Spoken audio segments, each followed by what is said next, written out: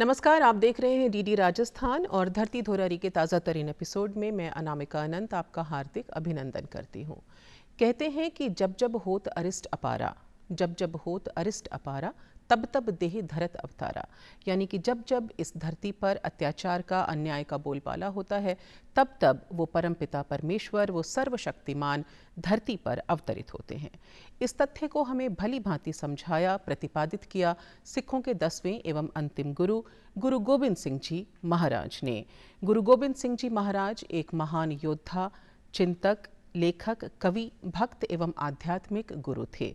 उन्होंने खालसा पंथ की स्थापना की, जो सिखों के इतिहास में सबसे महत्वपूर्ण दिन माना जाता है। गुरु गोबिंद सिंह जी महाराज ने अपने अवतरण के जरिए इस समाज को नवचेतना से संचारित किया, पूरी दुनिया को अपने ज्ञान के प्रकाश से आलोकित किया।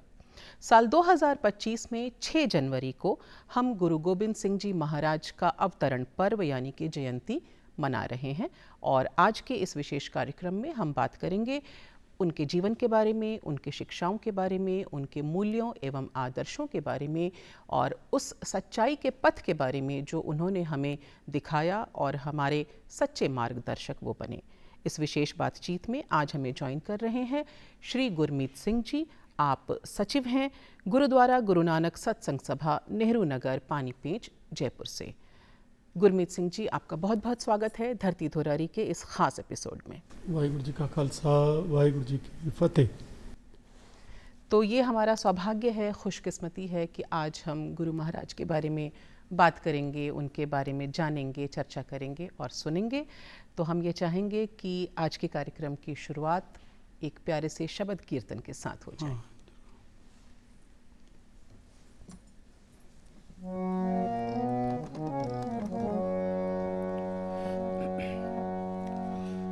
वाहिगुरु जी का खालसा, वाहिगुरु जी की फतेह।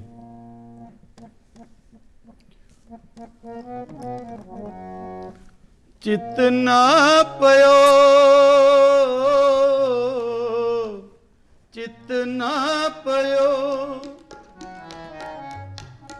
चितना पयो, चितना पयो, चितना पयो,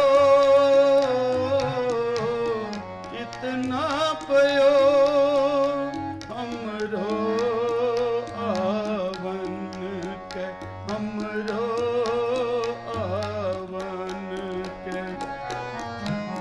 चितना पयो, चितना पयो,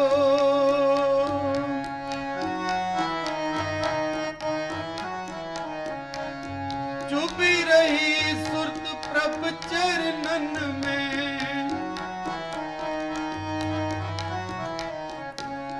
चुभी रही सुरत प्रभ चरणन में। जितना पयो, जितना पयो, जितना पयो, जितना पयो, हमरो आवन के, हमरो आवन के।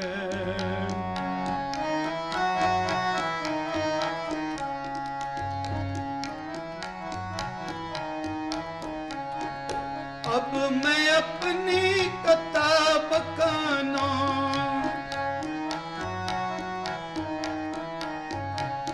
तप सदत पित मोयानो।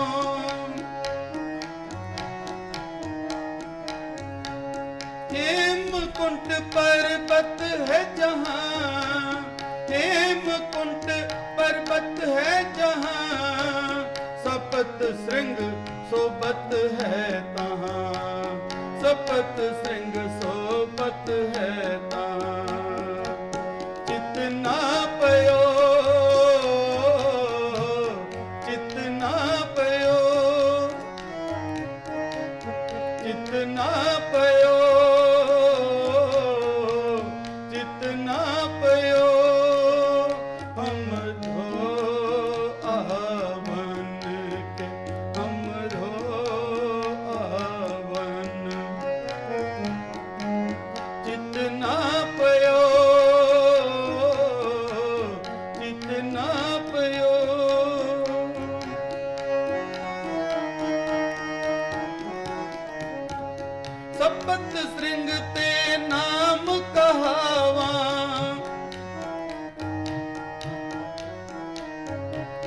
सपत श्रृंग ते नाम कहावा, पंडराज जह जोग कमावा, पंडराज जह जोग कमावा। तमम अधिक तपस्या साधी,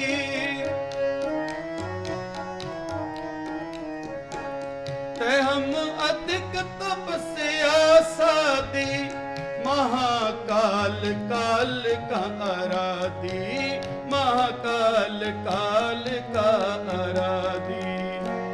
जितना पयो जितना पयो जितना पयो जितना पयो, हमरो आवन के हमरो आवन। जितना पयो जितना पयो,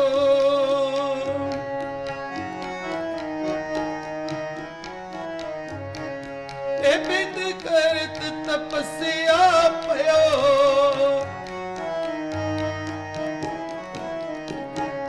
ए बिद करत तपस्या पयो।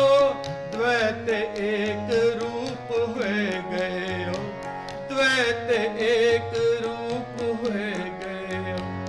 तात मात मोए अलग अपारा,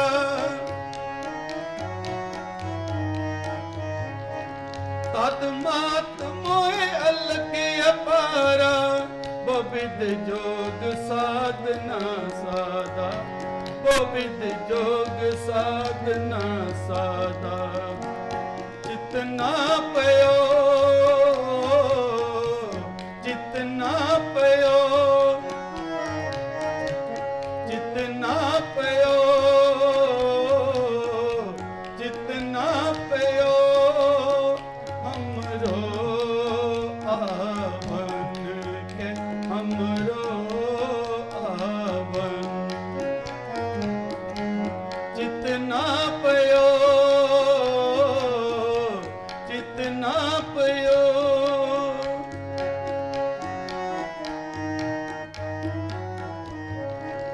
दिन जो करी अलग की सेवा,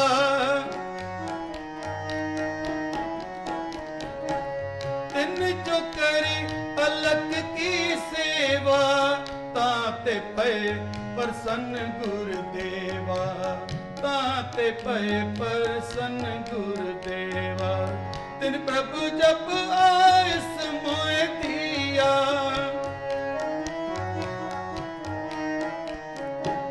दिन प्रभु जब आयस मोए दिया। तब हम जन्म कलू में लिया, तब हम जन्म कलू में लिया। जितना पयो जितना पयो जितना पयो जितना पयो, हमरो आवन के हमरो आवन। जितना पयो जितना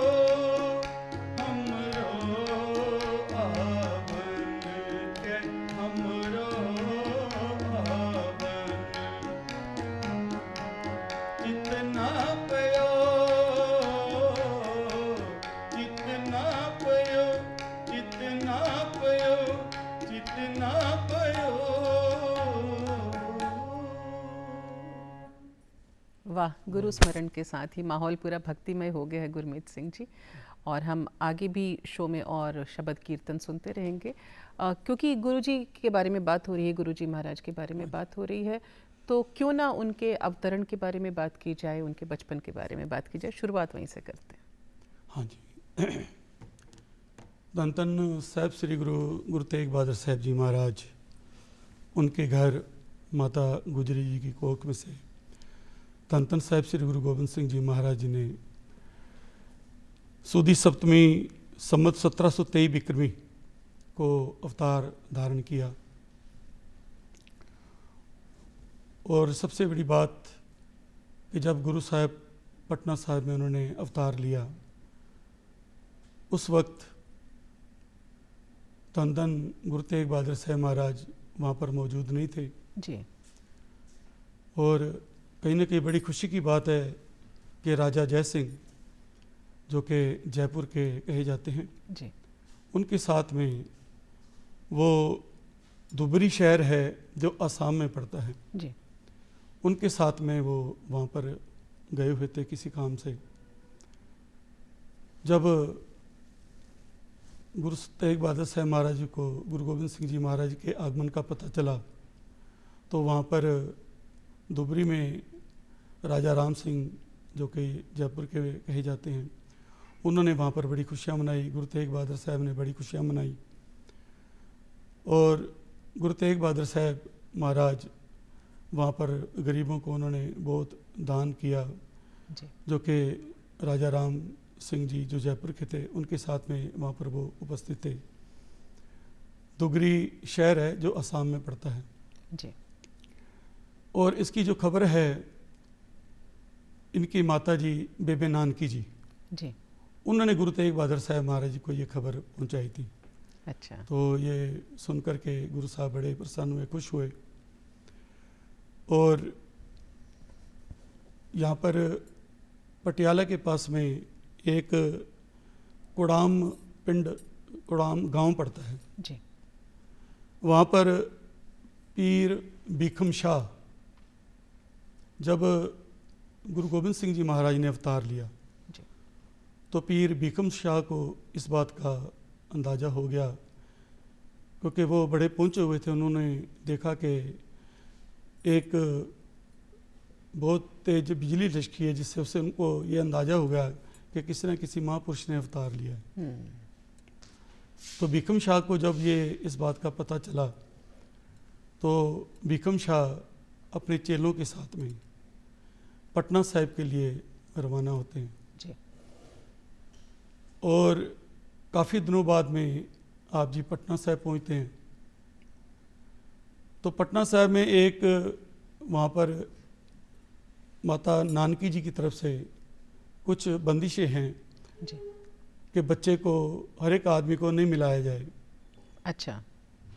सबको नहीं मिलाया जाए, क्योंकि कुछ बंदिशें हैं, क्योंकि उन्होंने सुना हुआ था कि कृष्ण महाराज के टाइम में जब कृष्ण महाराज पैदा हुए जी, तो उनको भी किसी ने जहर वाला दूध पिलाने की कोशिश की गई थी। जी जी, ये उन्होंने भी सुना हुआ था, इसलिए क्योंकि कई किस्म के दुश्मन भी होते हैं समाज के अंदर और कई प्रेमी भी होते हैं, तो पता नहीं लगता है कौन कैसा है। तो उन्होंने उन बच्चे को काफ़ी समय तक सिर्फ अपनी गोद में लेकर के बच्चों के दर्शन करवाते थे। वाह।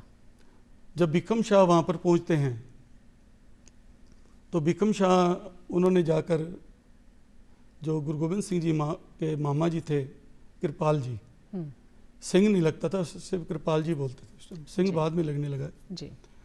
मामा कृपाल जी, उनसे जाकर के उन्होंने कहा कि हम पंजाब से चल कर के आए हैं और गुरु गोबिंद सिंह महाराज जी के दर्शन करने के लिए हम यहाँ पहुँचे हैं जी। तो मामा कृपाल सिंह जी ने बेबे नानकी से जब बात की कि पंजाब से, क्योंकि काफ़ी दूर समय, बहुत काफ़ी समय चल कर के गए, तो पंजाब से चल कर के भीखम शाह, जो कि बहुत बड़े पीर हैं, वो आए हैं और गुरु गोबिंद सिंह महाराज के दर्शन करना चाहते हैं। तो बेबे नानकी जी ने उनको ये कह करके मना कर दिया कि अभी तो इनके पिताजी ने ही इनके दर्शन नहीं किए। अच्छा। तो जब तक वो इनके दर्शन नहीं कर लेते तो तब तक हम इनके दर्शन आपको नहीं किसी करवा और सकते को नहीं करने देंगे। तो इसलिए आप कहीं साइड में कहीं पर भी रह जाओ जी और आप काफ़ी दूर चल कर के आए, इसलिए रसद पानी किसी भी चीज़ की ज़रूरत हो तो आप हमारे यहाँ से लीजिए, और आप जब तक गुरु तेग बहादुर साहब यहाँ आज नहीं जाते हैं तब तक आप यहाँ पर आराम कीजिए। जी जी। लेकिन भीखम शाह इस बात के लिए अड़ गए कि नहीं, मेरे को बाबा जी के दर्शन करने हैं, गुरु गोबिंद सिंह जी महाराज के दर्शन करें। इतिहास बताता है कि लगभग 6-7 दिन तक भीखम शाह उनके दरवाजे के पास में ही भूखे प्यासे बैठे रहे, अनशन पर बैठ गए। तो ये सब बातों का माता नानकी जी को तो पता ही था।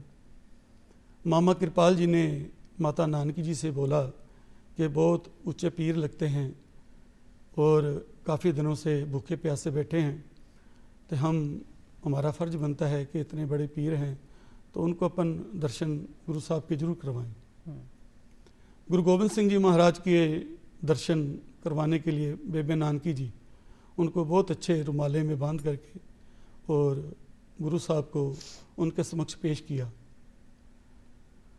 और भीखम शाह जो कि बहुत पहुँचे हुए वो भी पीर थे जी, उन्होंने अपने हाथ में 2 मटकी की छोटी छोटी मटकियाँ रखी, जिसमें एक मटकी में उन्होंने पानी भरा और एक मटकी में दूध भरा जी। और उन्होंने ये दोनों मटकियाँ गुरु साहब के, जब माता जी के हाथ में गुरु साहब थे ना, उनके हाथ में, भीखम शाह के हाथ में दोनों मटकियाँ थी, उन्होंने उस बच्चे के सामने ये मटकियाँ रखी दोनों। वो दूध देखना और चाहते थे हम्म। कि बच्चा किसको हाथ लगाता है, पानी वाली मटकी को या दूध वाली मटकी जी को। जी। लेकिन उस गुरु गोबिंद सिंह महाराज ने, जो कि खुद ही अवतार धार के इस संसार में आए थे, उन्होंने दोनों मटकियों को हाथ लगाया। अरे वाह। तो भीखम शाह ये सुनकर के बड़ा खुश हुए, ये देख करके बड़ा प्रसन्न हुए। तो ये सवाल मामा कृपाल जी ने पूछा, भी ये क्या कौतक है, भी आपने ये 2 मटकियाँ क्यों रखी, एक पानी वाली एक दूध वाली। तो उन्होंने कहा कि मैं ये देखना चाहता कि हिंदुओं के पीर हैं या मुसलमानों के पीर हैं, अच्छा अच्छा। इसलिए मैंने ये दोनों मटकियाँ रखी थी। लेकिन इन्होंने दोनों मटकियों को हाथ लगा करके ये साबित कर दिया कि ये सबके बराबर के पीर हैं, सबके गुरु, सबके गुरु हैं। क्या बात है। तो ये भीखम शाह इस बात को देख करके बड़ा खुश हुए और काफ़ी समय तक वहाँ पटना साहिब में रहे, और उसके बाद में वो यहाँ पटियाला में गड़ाम जो गांव है यहाँ पर पहुँचे जी। और उन्होंने बड़ी उसकी उस्तत की। और बहुत सारी कहानियाँ हैं जी गुरु गोबिंद सिंह साहब महाराज से संबंधित हैं। जी, एक एक करके सुनेंगे और शब्द कीर्तन भी सुनेंगे। अच्छा, हमने ये भी पढ़ा, इतिहास में ये भी लिखा हुआ है कि जहाँ आम बच्चे खिलौनों से खेला करते थे, वहीं गुरुजी महाराज तलवारों से खेलना पसंद करते थे। वो सीखा करते थे, बाल्यकाल से ही अस्त्र शस्त्र का वो प्रशिक्षण भी ले रहे थे और थोड़ी शरारतें भी किया करते थे। हाँ जी, एक्चुअली मतलब जो गुरु तेग बहादुर साहब महाराज है, उनका नाम से ही आपको पता लग जाएगा, उनका नाम है गुरु तेग बहादुर। तेग का मतलब ही है, तेग का मतलब ही तलवार होता है जी जी, क्योंकि वो तलवार के धनी थे जी गुरु तेग बहादुर साहब महाराज।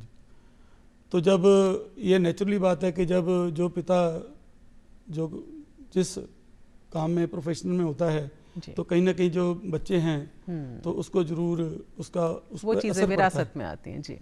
तो इस बात को लेकर के गुरु साहब बचपन से ही तीर कमान चलाने का शौक़ रहा, उनको तलवारबाजी का शौक़ रहा, और काफ़ी समय तक जो कि पटना साहिब की गलियां आज भी वहाँ गुरुद्वारा मौजूद है जहाँ पर गुरु साहब खेलते थे, और ये सब कर्तव्य सब संगत के साथ में जी निभाते थे। और एक समय की बात है कि धन धन साहिब श्री गुरु गोबिंद सिंह जी महाराज, क्योंकि पटना साहिब गुरुद्वारे के बिल्कुल साथ में ही गंगा नदी भी बहती है जी, बिल्कुल। अगर आपने दर्शन किए हैं तो जी, जी। संगत ने जरूर दर्शन किए होंगे। तो कहते हैं कि एक बार मामा कृपाल जी गुरु गोबिंद सिंह जी महाराज को गंगा नदी में नाव पर बिठा करके लेके जा रहे थे, लेकिन अचानक गंगा में इतनी ज़ोर से तूफान आया, बहुत ऊंची ऊंची लहरें जो हैं उठने लगी। तो इतनी ऊंची लहरें जब उठने लगी तो इतिहास बताता है कि जब गुरु गोविंद सिंह जी महाराज का पाँव गंगा को लगा तो गंगा शांत हो गई। मतलब वो चरण स्पर्श करने के लिए, चरण स्पर्श जैसे गंगा ने किए जी, तो गंगा वहाँ पर शांत होगी। अरे वाह, अरे और आज भी उस जगह पर गंगा घाट गुरुद्वारा साहब सुशोभित है, बना हुआ है, जहाँ पर गुरु साहब के वो पैर लगने से गंगा शांत होगी। और आज भी इतिहास बताते हैं कि वहाँ से जो गंगा है बिल्कुल शांत बहती है। अरे वाह। तो गुरु साहब के जो बड़े कौतक हैं, और सारी उम्र उन्होंने जो इस हमारे इस देश को समर्पित, आप जानते हैं कि बहुत उन्होंने काम किए हैं। धर्म की रक्षा के लिए, राष्ट्र की रक्षा के लिए उन्होंने शस्त्र भी उठाए, हालांकि वो तो आध्यात्मिक गुरु थे। और उनके बचपन का एक किस्सा ये भी है जो शरारतें वाली बात पे कर रही थी कि एक बूढ़ी महिला थी जिसे वो यदा कदा परेशान किया करते थे। वो बूढ़ी महिला सूत काटती थी तो वो उसकी पूनियाँ बिखेर दिया करते थे। फिर वो बूढ़ी महिला शिकायत लेकर उनकी माताजी के पास जाती और माताजी हंस करके उन्हें कुछ पैसे दे दिया करती। बाद में माताजी ने गुरु महाराज से पूछा भी कि इस तरह से तुम क्यों करते हो, उन्हें परेशान क्यों किया करते हो? तो उन्होंने कहा अगर मैं परेशान नहीं करूंगा तो वो आपके पास नहीं आएंगी, और फिर उनकी मदद कैसे होगी, उन्हें पैसे कैसे मिलेंगे। अच्छा, गुरु साहब ने ये भी कहा कि अपनी आमदनी का 10वां हिस्सा हमें ज़रूर दान करना चाहिए। हाँ जी, बिल्कुल। ये तो मतलब ये सिखों में एक रवायत है जी, और गुरु साहब का हुक्म ही है कि अपनी कमाई का जो 10वां हिस्सा है वो अपने को दान में देना है और उससे सेवा करनी है जी। और कोई जो बहुत ज़्यादा बेसहारा है उसकी आप मदद कर सकते हैं। और इसके लिए पहले जो गुरु साहब हैं उन्होंने ये फरमान भी किया है कि जो बाबे के दाम ना दे हैं तय बाबर बन देने पे हैं। उन्होंने कहा है कि जो गुरु साहब का हिस्सा नहीं निकालता है ना, उसको फिर बीमारियों में या और कई केसों में उलझ के वो पैसा देना पड़ता है। तो इसलिए गुरु साहब ने ये सिखों को, ये ख़ास तौर पे सिखों के लिए उन्होंने एक बख्शिश की है कि भाई अपनी कमाई का जो 10वां हिस्सा है वो आप ज़रूर मतलब किसी ज़रूरतमंद के लिए आप निकाल के रखो, ज़रूर दो। ये ज़रूरी चीज़ें हैं। क्या बेहतरीन बात है। और उनकी शिक्षाओं के बारे में, अनमोल वचनों के बारे में हम और भी बात करेंगे। गुरमीत सिंह जी इस वक्त हमारे साथ जुड़ रही हैं डॉक्टर मनजीत कौर, जो अध्यात्म एवं दर्शन की विशेषज्ञ हैं, सिखिज़्म की ज्ञाता हैं, फ़िलासफ़र हैं एंड ऑथर हैं। साथ ही गुरु गोविंद सिंह जी महाराज के बारे में बड़ी ही खूबसूरत बातें हैं जो वो हमें बताना चाहती हैं, दर्शकों के साथ शेयर करना चाहती हैं। आइए देखते हैं, सुनते हैं।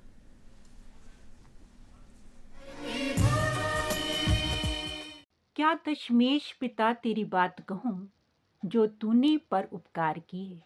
इस तेग के बेटे ने तेग उठा, दुखियों के काट जंजाल दिए। एक खालसा पंथ सजा, जातों के भेद निकाल दिए। इस कौम वतन की खिदमत में कहीं बाप दिया तो कहीं लाल दिए, कहीं बाप दिया तो कहीं लाल दिए। नमस्कार, वाहिगुरु जी का खालसा, वाहिगुरु जी की फतेह। अनामिका जी, ज्ञानी गुरमीत सिंह जी, आपने मुझे इस प्रोग्राम में जोड़ा, उसके लिए तहे दिल से आपका धन्यवाद करती हूँ। और समूचे दर्शकों को मैं और आपको गुरु गोविंद सिंह जी के पावन आगमन पर्व की बहुत बहुत शुभकामनाएं, अनंत बेअंत बधाइयाँ। गुरु पातशाह का जीवन कैसा जीवन है। महात्मा तुलसीदास जी ने कहा है कि जन्नी जने तो भक्त जन के दाता के सूर, या तो जन्नी बाज रहे काहे गवावत नूर। और इस जगत में, इस संसार में एक ऐसी माता हुई है, माता गुजरी जी, जिन्होंने एक ऐसे सपूत को जन्म दिया है जो एक ही समय में भक्त भी है, महान दानी भी है और महान शूरवीर योद्धा भी है, वो संत सिपाही भी है। गुरु पातशाह ने अपने इस जगत में आने के कारण को बताया है, पूर्व जन्म की गाथा लिखी है। हम ये काज जगत में आए, धर्म हेतु गुरुदेव पठाए। मैं हूँ परम पुरख खुदासा, देखन आया जगत तमाशा। उस परमात्मा ने मुझे इस जगत में भेजा, इस जगत के तमाशे को देखने के लिए और धर्म को बचाने के लिए और अधर्म का समूल नाश करने के लिए, अधर्मियों का, पापियों का समूल नाश करने के लिए। और यकीनन अगर गुरु गोविंद सिंह जी इस जगत में ना आए होते तो आज सच कहा है किसी ने, यह देश देश ना होता अगर पिता दशमेश ना होता। यह देश देश ना होता अगर पिता दशमेश ना होता। वो एक ही समय में महान शूरवीर योद्धा हैं, महान दानी हैं। उन्होंने सारा सब कुछ अपना सर्वंश जो दान किया है। 9 वर्ष की उम्र में पिताजी को देश धर्म की रक्षा के लिए बलिदान करने के लिए भेज रहे हैं। अपने सामने चमकौर की गढ़ी में अपने लख दे जिगर 2 बेटों को स्वयं तैयार करके भेजते हैं और उनकी कुर्बानी पर उस अकाल पुरख वाहिगुरु का शुक्राना करते हैं कि तेरी अमानत तुझे पहुंची, और जयकारे लगाते हैं, बोले सो निहाल सत श्री अकाल। इसी तरह फिर जब छोटे साहिबजादे दीवारों में चिन दिए जाते हैं, धर्म की खातिर अडिग रहते हैं जो, और उनके लिए भी उस परमात्मा का शुक्राना करते हैं। चारों जिगर के टुकड़े माता गुजर कौर, पिता गुरु तेग बहादुर साहिब जी और अपने अनेक प्यारे सिखों को देश धर्म पे कुर्बान करके वो उस परमात्मा का शुक्र करते हैं। और फिर एक जब सब कुछ चला जाता है उस समय भी उस परमात्मा की ही मौज में, उसी के रंग में। और एक कवि ने इस संदर्भ में बड़ा प्यारा लिखा है कि वो कहते हैं कि छाए जाती एकता अनेकता बिलाए जाती, होवती कुचीलता कतेबन कुरान की। अगर गुरु गोबिंद सिंह जी ना होते तो क्या होता, क्या दशा होती। यकीनन छाए जाती एकता अनेकता बिलाए जाती, होवती कुचीलता कतेबन कुरान की। पाप ही परपक जाते धर्म धसक जाते, पाप ही परपक जाते धर्म धसक जाते, बरन गरक जाते सहित विधान की। देवी देव देहरे संतोख सिंह दूर होते, रीत मिट जाती कथा वेदन पुराण की। श्री गोविंद सिंह पावन पवन सूर, मूर्ति न होती जो पे करुणा निधान की, मूर्ति न जो पे होती करुणा निधान की। यकीनन अगर गुरु साहिब ने इस तरह सरबंस ना वारा होता तो आज हम इस तरह से ना ये पर्व मना रहे होते, ना कोई मंदिर होते, ना उनमें कोई घंटियाँ बजती। सारी अनेकता में एकता की जो विशेषता है वो ही खत्म हो चुकी होती। तो ऐसे गुरु के पावन आगमन पर्व पे अनंत बेअंत बधाइयाँ, और हम उनके पावन जो उपदेश है, उनका जो जीवन है, उससे प्रेरणा लेके हम भी देश धर्म हित कुछ कर जाएं। ये हम इन पावन पर्वों पे हमें भी प्रण लेना चाहिए। नमस्कार। हमारे साथ थी डॉक्टर मंजीत कौर जी, अध्यात्म एवं दर्शन की ज्ञाता हैं, विशेषज्ञ हैं।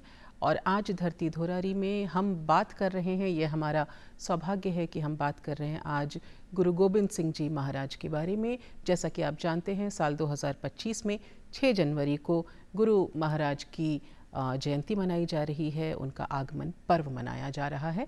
और उनकी शिक्षाओं के बारे में, आदर्शों के बारे में, मूल्यों के बारे में हम बात कर रहे हैं, उनके जीवन के बारे में जान रहे हैं। उनका पूरा जीवन हम सब के लिए प्रेरणा स्रोत है। और इस खास बातचीत में हमारे साथ हैं गुरमीत सिंह जी।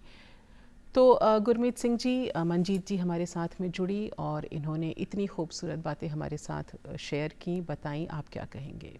हाँ जी, जो उन्होंने कहा कि तई प्रकाश हमारा प्यो पटना शहर के पवलियो जी, क्योंकि दास ने जो पहले शब्द पढ़ा था कि चितना पयो हमरो आमन के चुभी रही सुरत प्रभ चरणन में जी, क्योंकि कहीं ना कहीं गुरु साहब की जो वाणी है वो इस बात के लिए संबोधित करती है कि गुरु साहब कह रहे कि मेरा मन नहीं था इस देश, इस मातलोक में आने का जी, लेकिन मेरे माता पिता ने इतनी आराधना की, उस पर खुश होकर के गुरु साहब भगवान ने मुझे इस मातलोक पर भेजा।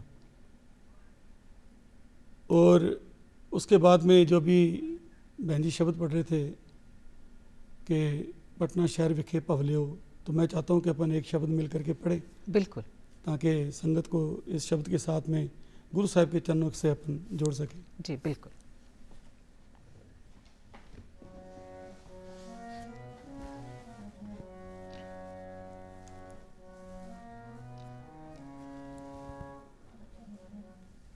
तही प्रकाश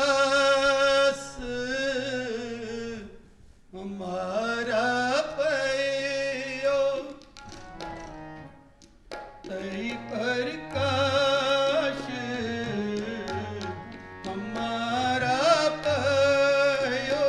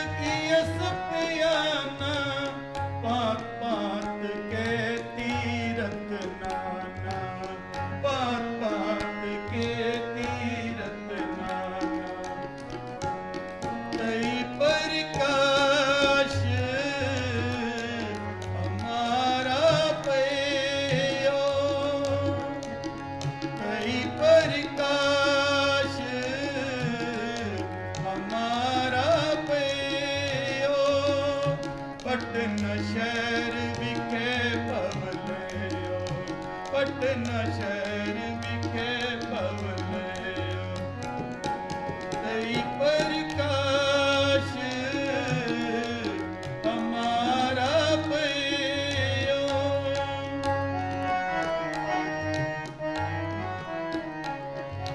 जब इजात त्रिपेणी पहे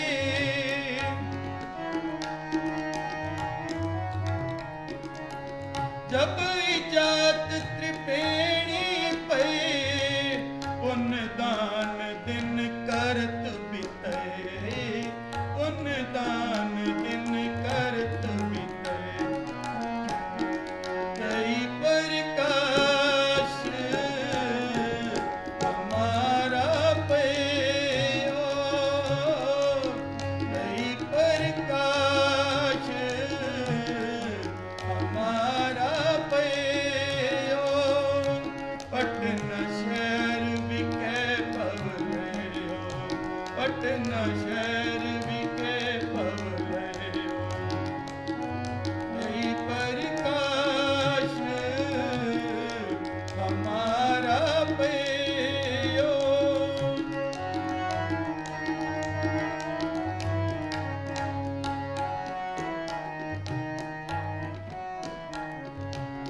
मदर देश हमको ले आए पात पात दाइयन दुलराए पात पात दाइयन दुलराए तई प्रकाश हमारा पयो तई प्रकाश हमारा पयो पटना शहर विखे पवलयो पटना शहर विखे पवलयो तई प्रकाश हमारा पयो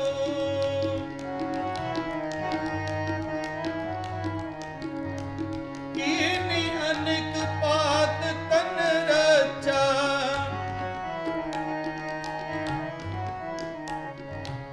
कीनी अनेक पात तन रचा दीनी पात पात की शिक्षा दीनी पात पात की शिक्षा जब हम कर्म कर्म मोह आए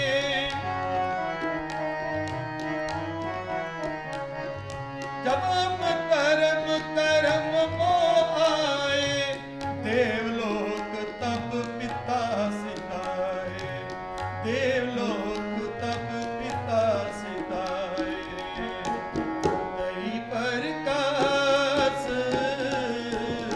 हमारा पयो तई प्रकाश हमारा पयो पटना शहर विखे पवलयो पटना शहर विखे पवलयो तई प्रकाश हमारा पयो तई प्रकाश हमारा पयो तई प्रकाश हमारा पयो गुरु गोबिंद सिंह जी महाराज अलौकिक व्यक्तित्व के स्वामी थे और उनका पूरा जीवन ही हम सब के लिए ऐसा लगता है कि एक किताब की तरह है जिसके पन्ने दर प्रेरणा पन्ने आप पढ़ते जाएं और ज़िंदगी को जीने का सही तरीका जो है वो सीखते जाएं। उन्होंने हमेशा ये कहा कि सच्चाई का रास्ता जो है वही सच्चा रास्ता है। हाँ जी। और जितना उन्होंने खुद भी संघर्ष किया, 9 वर्ष की उम्र में अपने पिताजी को खोया, अपने तमाम परिवार का बलिदान उन्होंने देखा, इसलिए सरबंसदानी भी वो कहे गए हैं। और अगर उनकी शिक्षाओं के बारे में हम बात करें गुरमीत जी, तो उन्होंने ये भी कहा कि महिलाओं को अपशब्द नहीं बोलने चाहिए, महिलाओं को फटकारना नहीं है, हर किसी से तरीके से पेश आना है। और एक और जो उनकी शिक्षा रही, कृत करो, नाम जपो और वंद के छको, इसके बारे में बताएं। ये हमारे देखो धन धन साहिब श्री गुरु नानक साहब महाराज जी के समय से ही ये सिखों के लिए एक बहुत ज़रूरी एक विषय है कि किरत करो, नाम जपो और वंड की छको। किरत करो, जो अपना काम धंधा है, काम चाहे छोटा हो चाहे बड़ा हो, अपना काम करो जी और नाम सिमरन करो और मिल करके मिल बांट करके खाओ। क्योंकि जो ये संगत को, जो सिख संगत को गुरु साहब का उपदेश है कि अपने कमाई का 10वां हिस्सा, जी दसवंध बोलते हैं हमारे पंजाबी में, दसवंध करना है। जो दसवंध निकालना है, दसवंध निकालने का मतलब ही यही है कि मिल बांट करके खाना। सो ये गुरु साहब की जो बहुत बड़ी ये सिखों के लिए एक बात है। और ये सिख ही नहीं, मैं समझता हूँ कि हमारे जितने भी भारतीय हैं, जी बिल्कुल, हमारे हिंदुस्तान की जितने भी लोग हैं, इन सब के लिए है, समूची मानवता के लिए है। समूची मानवता के लिए एक ये उपदेश है जी कि मिल बांट करके खाओ, काम करो, नाम जपो और मिल बांट करके खाओ।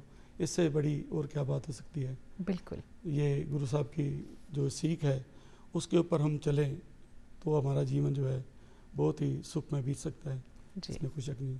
गुरु महाराज जी ने शिक्षा पर भी बहुत जोर दिया था। वो उस ज़माने में सिखों को काशी पढ़ने के लिए भेजा करते थे। वो खुद भी कई भाषाओं के ज्ञाता थे, संस्कृत, अरबी, फारसी और पंजाबी। तो पंजाबी में तो वो लिख ही रहे थे, कह ही रहे थे। एक्चुअली 52 कवि गुरु गोबिंद सिंह जी महाराज के दरबार में जी उनकी सुशोभित शोभा थे। बढ़ाते थे। हाँ जी जी, इसीलिए उन्हें संत कवि भी कहा गया है। हाँ जी, तो कवियों की बड़ी वो रिस्पेक्ट करते थे, इज्जत करते थे। जी 52 कवि थे जो धन धन साहिब श्री गुरु गोबिंद सिंह जी महाराज के दरबार में सुशोभित थे। जी जी और सबसे वो बड़ा इस तरह से लगाव करते थे।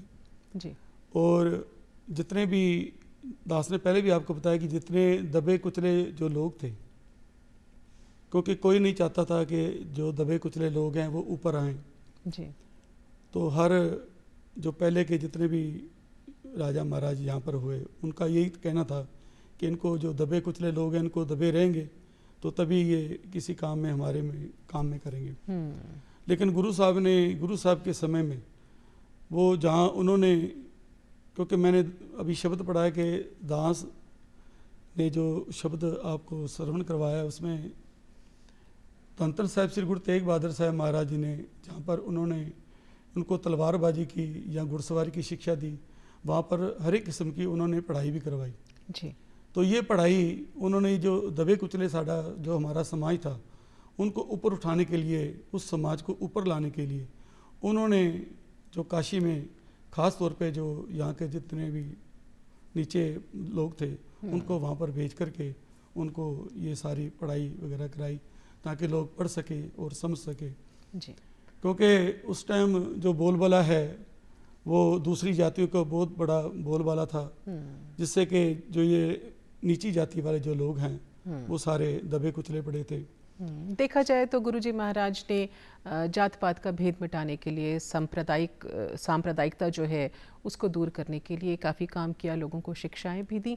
और अगर खालसा पंथ का जिक्र ना करें तो शो अधूरा ही रह जाएगा। हाँ जी, हाँ जी। क्योंकि खालसा पंथ की स्थापना जो है वो सिखिज़्म की हिस्ट्री में सबसे इम्पॉर्टेंट डे माना जाता है। जी जी, असल में जो दास आपसे बता रहा था कि जो दबे कुचले लोग हैं उनको ऊपर उठाने के लिए, क्योंकि पहले समय ये था कि लोग बाग एक चक्कू से डर जाया करते थे और चिड़ी की आवाज़ से डर जाया करते थे।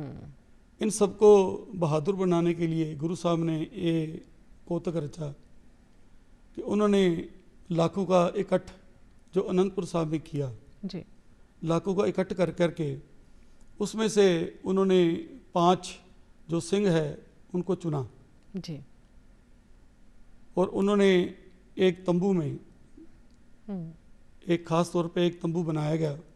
उस तंबू के बाहर खड़े होकर उन्होंने आवाज़ दी कि कोई है गुरु का प्यारा जो गुरु से प्यार करता हो और गुरु के लिए बलिदान देना चाहता हो। जी तो ऐसे करके उन्होंने मतलब 5 जो हमारे 5 प्यारे हैं, 5 प्यारे जी, उसमें वो उभर के आए, जो अलग अलग जगहों से आए थे। जो अलग अलग जगह से आए हैं जी जिसमें से मैं आपको बताऊं कि भाई दयाराम जी जी और धर्मचंद जी, जी मोहकम चंद जी, फतेह हिम्मत राम जी और साहिब चंद जी, जी ये 4 जो ये व्यक्ति हैं ये सामने आए। पहले दयाराम जी आए हैं।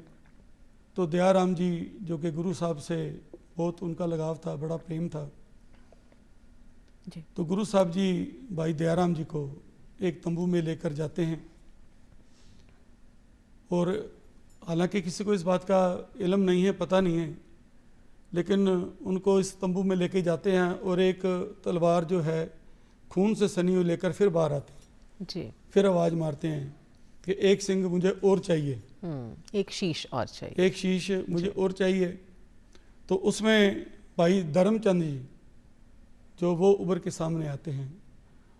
उनके साथ में वैसे होता है, तंबू में लेके जाते हैं और एक खून से भीगी हुई तलवार लेकर फिर बाहर आते हैं कि एक मुझे सिख और चाहिए, एक शीश और चाहिए। तो जिसमें मोहकम चंद जी जो वो तरते हैं वो आते हैं। जी तो 5 प्यारों के साथ में यही सब होता है, लेकिन अंदर गुरु साहब उन 5 प्यारों को बहुत अच्छी दस्तार सजा करके, क्योंकि समा था कि उस समय में लोगों को दस्तार सजाने का हुक्म नहीं था। जी उस समय का माहौल इस तरीके था कि कोई भी दस्तार नहीं सजा सकता था। अच्छा। तो गुरु साहब ने उनके बाकायदा दस्तार सजाए और उनको कृपान पहनाई और अमृत उनको छका करके 5 जो छींटे हैं वो सिर पे डालते हैं, 5 आँखों में डालकर, और उनको बिल्कुल सुरजीत करते हैं और बाहर लेकर संगत के सामने आते हैं। तो वहाँ पर गुरु साहब कहते हैं कि ये मैंने 5 प्यारों की स्थापना की है। अब ये जो 5 प्यारे हैं जो ये हुक्म करेंगे हमारे समाज को, वो सब मानना होगा। क्या बात है। और ये गुरु साहब की महानता थी कि वो उन 5 प्यारों को बाद में कहते हैं कि अब मैं आपका शिष्य हूँ। हाँ जी। तो ये सब जब कोतक संगत देख रही होती है जी तो उनके साथ में, सारों के साथ में सिंह लग जाता है, जिसमें से पहले भाई दया सिंह जी, भाई धर्म सिंह जी, मोहकम सिंह जी, साहिब सिंह जी और हुक्म सिंह जी। क्या बात। ये 5 जो प्यारे हैं ये तैयार होते हैं। फिर गुरु साहब कहते हैं 5 प्यारों के समक्ष खड़े होकर के कि आप 5 प्यारे साहिबान सिंह सज गए हो, अब मुझे भी अमृत की दात देकर के सिंह सजाओ। अरे वाह। तो जिसमें से 5 प्यारे सवाल करते हैं कि आपने हमारा सिर लेकर के हमें और सिंह अमृत सजाया छकाया। है, जी। तो आप हमारे लिए क्या करेंगे। तो गुरु साहब कहते हैं कि समा आएगा तो मैं अपना शीश नहीं, मैं पूरे परिवार का बलिदान देकर के इस धर्म की रक्षा करूंगा और ये जो आप अमृत छका रहे हो इसका मैं जो भुगतान करूंगा। जी, इसीलिए गुरुजी महाराज सरबंस दानी भी कहलाए, पिताजी का और बलिदान, इसीलिए बेटों उनको का आज भी बलिदान। कहा जाता है कि जी। आपे गुरु चेला, गुरु भी आपे और चेला भी आपे। क्या बात है। तो ये बड़ी गुरु साहब की महानता थी जो कि 5 प्यारों से अमृत छक करके आप भी सिंह सजे। क्या और बात उसके बाद में ही जो ये सिंह शब्द है ये सिखों के पीछे लगने लगा है। नहीं तो पहले आप बताऊं मैं आपको, साहिब श्री गुरु नानक देव जी, गुरु अंगद देव जी, गुरु जी। अमरदास जी, जी। गुरु रामदास जी, गुरु अर्जन देव जी, है ना, और गुरु हरगोबिंद साहब जी, गुरु हर राय जी, गुरु हरकृष्ण साहब जी, गुरु तेग बहादुर साहब। तो इनके सिंह पीछे किसी सरनेम के पीछे सिंह नहीं इस लगता तरह था। से अस्तित्व और में धन धन आया। साहब श्री गुरु गोविंद सिंह जी महाराज ने जब अमृत छका करके सिखों को इस लायक बनाया, तब से ये जो सिंह शब्द है वो पीछे लगने लगा। तो गुरमीत सिंह जी, क्योंकि गुरु गोबिंद सिंह जी महाराज के बारे में हम बात कर रहे हैं और उनकी अनमोल शिक्षाएं रही हैं, उनके वचन रहे हैं जो हमें पग पग पर ज्ञान की रोशनी से आलोकित करते हैं, और साथ ही हमें ये भी पता चलता है कि हम मानव जो हैं, हम प्राणी जो हैं, वो इस दुनिया में क्यों आए हैं, हमारा उद्देश्य क्या है दुनिया में आने का। गुरु साहब गुरबाणी में कहते हैं कि प्राणी तू आयो लाहा लैन, जी। लगा कित कुफकड़े सब मुकदी चली रहन। रहन का मतलब रात, जी। जो जीवन रूपी रात है वो धीरे धीरे करके ख़त्म हो रही है। तो तू भाई नाम सिमरन के लिए आया, नाम सिमरन कर। ये तो होगा क्या कि आपके बाल सफ़ेद हो जाएंगे और शरीर जो आपका बिल्कुल ख़राब हो जाएगा, आपसे बोला नहीं जाएगा, आप जब बोलेंगे तो समझ में नहीं आएगा आप क्या बोल रहे हैं। तो इस बारे में गुरु साहब ने एक दो शब्द लिखे हैं जी। कि माथे पीर शरीर जलन है करक करेजे माई, ऐसी बेदन उपज भरी खरी पई वाह का ओखत नहीं। प्राणी तो आयो लाहा लैन लगा के तो कुफकड़े सब मुकदी चली रहन। इसको क्योंकि एक जिस बार- काम के लिए हम आए हैं, भजन जी। सिमरन के लिए जो आए हैं, जी। तो भाई वो सिमरन कर, भजन कर, उस प्रभु के गायन कर और प्रभु को याद कर जिस काम के लिए तू आया है। क्योंकि ये जो जीवन है, ये जीवन बार बार नहीं मिलता। बिल्कुल, जो बिल्कुल। बन फल पाके भूए गिरे बोहर न लागे धार, जैसे ये गुरु साहब का शब्द है, जी। जो बन फल पाके भूए गिरे बोहर न लागे डार, कि जैसे पेड़ के ऊपर जो फल लगा होता है ना, जो एक बार पेड़ से जब टूट जाता है तो लाख कोशिश करने के बाद भी वो नहीं जुड़ पाता। जी। सो ये जो मनुष्य जन्म है, ये मनुष्य जन्म जो है वो गुरु की भक्ति करने के लिए आया है, परमात्मा को याद करने के लिए जन्म मिला है। क्योंकि गुरु साहब कहते हैं कि इस देही को सिमरे देव, सो देही भज हर की सेव, भजो गोविंद भूल मत जाओ, जी। मानस जन्म का यही लाओ। क्या जब बात लग जरा रोग नहीं आया, जब लग काल ग्रसी नहीं काया, जब लग बिकल पही नहीं बाणी, भजले रे मन सारंग पाणी, अब ना भजस भजस कब भाई, आवे अंत ना भजया जाई। जब अंत समा आ जाएगा तो आप सोचेंगे कि मैं कोई शब्द पढ़ लूँ, तो आपसे शब्द नहीं पढ़ा जाएगा, आप बोल नहीं पाएंगे। अपन राम राम कर रहे हैं, उस टाइम राम राम नहीं निकलेगा मुंह में से, फिर पता नहीं मुंह में से क्या निकलता है। बुजुर्ग आदमी अपन देखते हैं ना, 80-90 साल का जब आदमी हो जाता है तो फिर समझ में नहीं आती वो क्या बात कर रहा है, कई बार दिमाग में से निकल जाती है वो क्या बोल रहा है क्या नहीं बोल रहा है। तो गुरु साहब ये आदेश कर रहे हैं, हुक्म कर रहे हैं कि भाई जब तक तेरे जीवन में तेरे में दम है तो उस भाई गुरु का सिमरन कर, उस राम के साथ में जुड़, ताकि तेरा जीवन जो है यहाँ आने का जो मनोरथ है वो सफल हो सके। क्या बात है, बेहतरीन। तो गुरमीत सिंह जी, आपने विस्तार से हमें गुरु गोबिंद सिंह जी महाराज के बारे में बताया, उनकी शिक्षाओं के बारे में हमें अवगत कराया, और जो उनके आदर्श रहे, उनके मूल्य रहे, उस पर किस तरह से हम मनुष्य उस पर चल सकते हैं, इन सब के बारे में आपने चर्चा की। और दर्शकों, हम आपसे आज के लिए इजाज़त लेंगे। आप देख रहे हैं धरती धोरारी, और आज हम गुरु गोबिंद सिंह जी महाराज का स्मरण कर रहे हैं इस कार्यक्रम में। जैसा कि आप जानते हैं, साल 2025 में 6 जनवरी को गुरु गोबिंद सिंह जी महाराज का आगमन पर्व यानी उनकी जयंती मनाई जा रही है। तो गुरु जी का स्मरण करते हुए इस बात को ध्यान रखिए कि कभी किसी को डराएं नहीं और ना कभी किसी से आप भयभीत हों। ये उन्हीं का अनमोल वचन है। पूरी ज़िंदगी, पूरा जीवन जो है हम शांति से जिएं, दूसरों को परेशान ना करें और हिम्मत दिखाएं, हर काम में हिम्मत से आगे आएं। इन बातों के साथ ही मैं अनामिका अनंत आपसे इजाज़त लूँगी, लेकिन चलते चलते एक बेहद खूबसूरत, बेहद प्यारा शब्द जो है उसको सुनने की गुजारिश हम करेंगे गुरमीत सिंह जी से। कृपाल गुरु गोविंदा सगल मनोरथ पाए, सगल मनोरथ पाए। हरे कृपाल गुरु गोविंदा सगल मनोरथ पाए, सगल मनोरथ पाए, सगल मनोरथ पाए। अस तेरे पे लाग